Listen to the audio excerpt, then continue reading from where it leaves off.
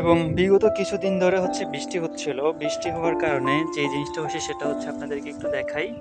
এই যে আমাদের গাছের যে মরিচগুলা ছিল, এই মরিচগুলা অনেক পাকছে। এই যে যদি আমি তুলে দেখাই তাহলে একেবারে পাকনা টসটসা। এই যে প্রত্যেকটা পাকনা টসটসা, মানে এত পরিমাণে পাকছে বলার মতো না। এছাড়া হচ্ছে এই যে মানে ব্যাপক একটা গাছে অনেকগুলা। তো এগুলা আবার ভালো হয় কাদের জন্য বা কিসের জন্য? যারা হচ্ছে ধরুন তৈরি করে, মরিচের আচার তৈরি করে, সেই আচার তৈরির জন্য আবার এগুলা বেস্ট, এই পাকনা দিয়া। আর হচ্ছে বিচি সংগ্রহের জন্য, বিচি সংগ্রহের জন্য কিন্তু বেস্ট এই একেবারে গাছ পাকনা মরিচ। আবার আচার তৈরির জন্য বেস্ট একেবারে এই গাছ পাকনা মরিচগুলা।